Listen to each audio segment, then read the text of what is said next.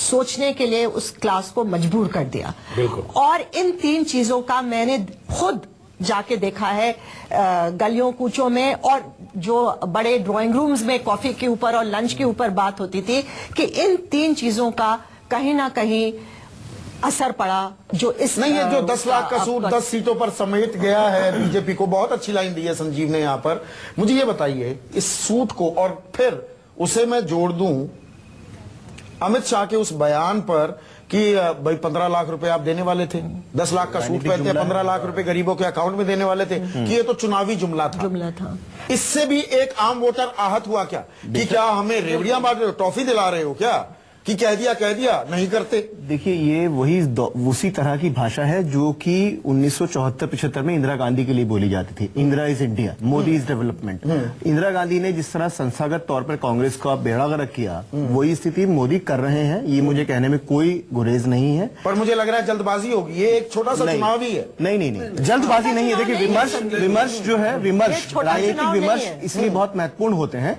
राजनीति की नई भाषा आम आदमी पार्टी दे चुकी, वो भले चुनाव जीते या हारे, तो आपको उस भाषा में बात करनी पड़ेगी। आप कॉम्युनल सेकुलर के एजेंडा के साथ में आप नहीं चल सकते। मैं रश्मि, जो आप ऐतराज कर रही हैं ना, मैं फिर पूछना चाहूंगा, ये बीजेपी ने ही स्टेट्स इतने बढ़ा दिए। दरअसल ये एक ऐसे सिटी स्टेट का चुनाव था जिसे पूर्ण राज्य का दर्जा भी नहीं मिला हुआ। पर मैं बिल्कुल आपसे सहमत हूँ कि क्योंकि मोदी ने इसके स्टेक्स बढ़ा दिए। मोदी इस कैंपेन में उतरे और सबसे पहला नारा था मोदी के साथ। मतलब यदि आप मोदी के साथ है तो आप दिल्ली जितवाइए, और नहीं है तो अलग जाइए। नहीं, साथ में बीजेपी का एक प्रचार ये भी था कि देखिए केंद्र में हमारी सरकार है और दिल्ली वासी जानते हैं कि पूर्ण राज्य का दर्जा हासिल नहीं है सूबे को, तो अगर केंद्र में जो सरकार है उसके साथ आप तालमेल, उसी को ही दोबारा जिता देंगे, दिल्ली की बेहतरी होगी। रामलीला मैदान पर वेंकैया नायडू और पीयूष गोयल इसीलिए बुलाए गए थे। मैं उसका जवाब आपको सीधा सीधा दूं। जो मुझे 2 दिन पहले एक आदमी बस स्टॉप पे खड़ा था, उससे मैंने पूछा कि भाई तुम लोग ये आम आदमी की बात कर रहे हो, थोड़ा सा रिलीफ ले लेते हैं। आम आदमी पार्टी के दफ्तर पर क्या जश्न हो रहा है उसका एक एहसास फिर कराते हैं अपने दर्शकों को।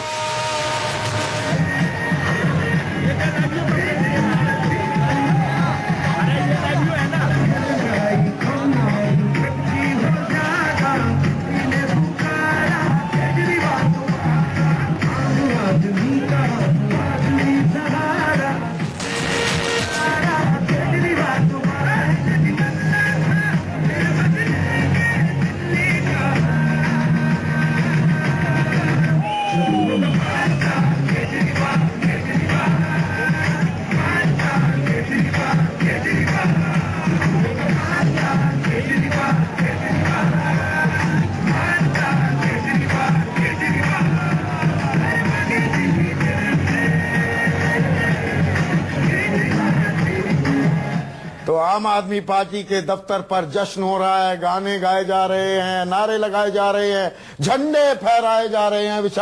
विशाल ददलानी लगातार आम आदमी पार्टी के समर्थक रहे हैं, जाने माने कंपोजर हैं, उन्होंने ही ये गीत भी बनाया है।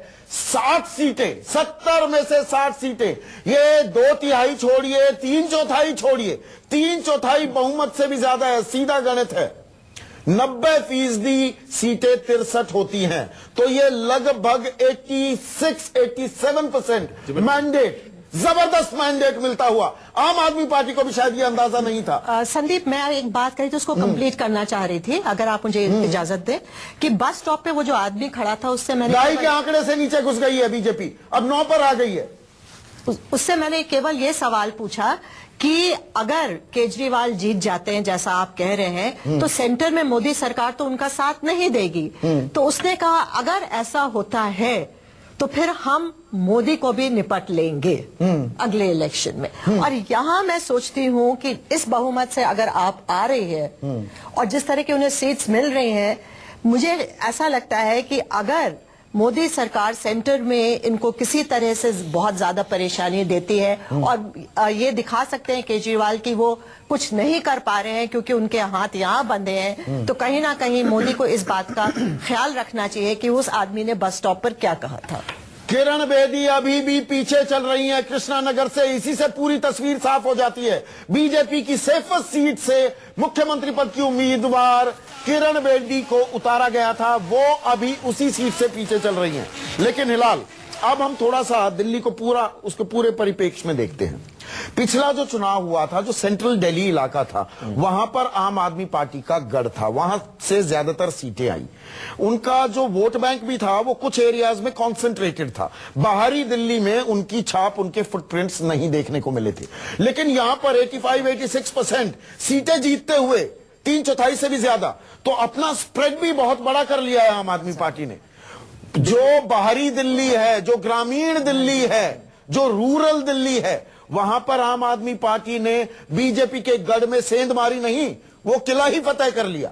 नहीं, मुझे लगता है कि कुछ तल्ख सवाल आम आदमी पार्टी से भी पूछे जाने चाहिए इस समय में। हम ये बिल्कुल बीजेपी और आम आदमी में ना करें। बिल्कुल। एक तल्ख सवाल ये है कि जो पिछले चुनाव थे उसमें एक बहुत बड़ी बात कही गई थी कि हम नीचे से चुनावी प्रक्रिया से उम्मीदवार चुनेंगे, उसको ये भूल गए। उसको भूलकर इन्होंने विनेबिलिटी की तरफ ध्यान दिया, और विनेबिलिटी के अंदर आपको बहुत सारी जगह कॉम्प्रोमाइज करना। दबंगों को भी टिकट दिए, दबंगों को भी टिकट दिए, जो दूसरी पार्टियों से लोग बुलाए गए थे उनको टिकट दे दिए गए। अब प्रशांत भूषण ने ही 12 आदमियों की लिस्ट दी, आपने सिर्फ 2 आदमियों के टिकट काटे, 10 के 10 रहे जी। हाँ। तो इसका मतलब विनेबिलिटी आपका फैक्टर है। आप एक प्रोफेशनल। शोएब इकबाल माटिया महल से पीछे चल रहे हैं। आप कांग्रेस का दामन संभाला, हर पार्टी में जा चुके हैं शोएब इकबाल, लेकिन उनका ये गढ़ था। माटिया महल में भी शोएब इकबाल पीछे, यानी आम आदमी पार्टी आगे। बेशक देखिए, तो विनेबिलिटी, मैं माटिया महल क्षेत्र को अच्छी तरह जानता हूं, तो मैं वहां पर ये भी जानता हूं कि एक बार फिर आम आदमी पार्टी पीछे, बीजेपी गए थे आम आदमी पार्टी छोड़कर, एमएस दीर पीछे चल रहे हैं। तो विनेबिलिटी फैक्टर बहुत इंपॉर्टेंट फैक्टर था, जिससे चुनाव में टिकट बांटे गए। प्रोफेशनली पहले भी किया था आंदोलन। देखिए, विनोद कुमार बिन्नी आम आदमी पार्टी से इंपोर्ट किए गए बीजेपी में, वो भी पीछे चल रहे हैं।